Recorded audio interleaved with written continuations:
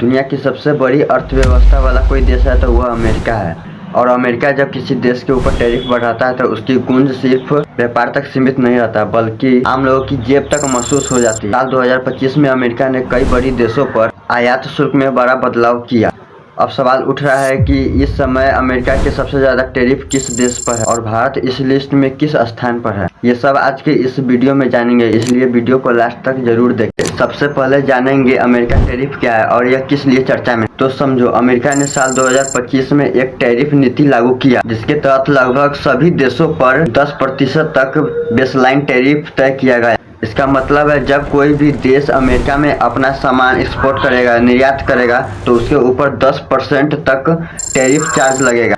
यही नहीं, अभी और कुछ देशों के ऊपर यह टैरिफ चार्ज 10% से भी ज्यादा लगाया गया। यह दरें अमेरिका और अमेरिका से संबंधित देशों के बीच व्यापार घाटे, व्यापार नियम और एक दूसरे के रिश्ते को देखते हुए यह तय किया गया है। अब बात करते हैं उन देशों के बारे में जिसका टैरिफ भारत से भी कम है, यानी अमेरिका ने भारत पर जो टैरिफ लगाया है उससे भी कम टैरिफ किस देश के ऊपर है। अब भारत की तुलना उन देशों के साथ की जाए जिस पर अमेरिका कम टैरिफ लगाता है तो तस्वीर साफ हो जाती है। यूरोपीय संघ, जापान, स्विट्जरलैंड जैसे विकसित देशों पर 15% टैरिफ है और यूनाइटेड किंगडम पर यह तो सिर्फ 10% लगाया गया, जो कि भारत पर यह दर घटाकर 18% तक कर दिया गया है। वही दक्षिणी और दक्षिणी पूर्व एशिया में जैसे वियतनाम, बांग्लादेश और मलेशिया जैसे देशों पर 20% है, जबकि पाकिस्तान, थाईलैंड और इंडोनेशिया पर करीब 19% तक टैरिफ लागू है। इससे तो साफ पता चलता है कि अमेरिका एक दूसरे के रिश्ते को देखते हुए यह टैरिफ लगाता है। अब बात करते हैं भारत से ज्यादा अमेरिकी टैरिफ झेलने वाले देशों के नाम,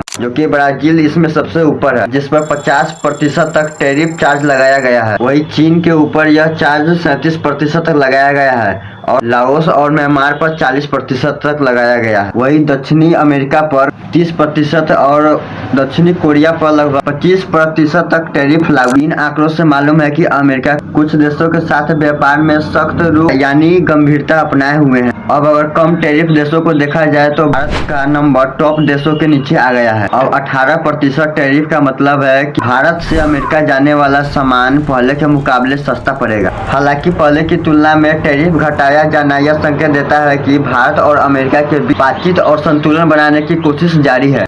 इस सब के जानने के बाद मन में एक सवाल जरूर आता है कि अमेरिका आखिर टैरिफ क्यों बढ़ाता है। देखो, अमेरिका अक्सर घरेलू उद्योगों को बचाने के लिए यह टैरिफ बढ़ाता है। इसके अलावा यह कदम व्यापारिक दबाव बनाने और दूसरे देशों को अपनी नीतियां बदलने के लिए यह नियम लगाया जाता है। अपनी नीतियां बदलने के लिए मजबूर करने के मकसद से यह उठाया जाता है। हालांकि एक्सपर्ट का मानना है कि लंबे समय में टैरिफ बढ़ाने से ज्यादा टैरिफ से पूरे देश से संबंधित व्यापार महंगा होता है और एक दूसरे देशों के बीच तनाव भी बढ़ जाता है। और आप अमेरिका के इस नियम से क्या समझे, कमेंट में जरूर बताना और ऐसा ही वीडियो के लिए मेरे चैनल को सब्सक्राइब करें।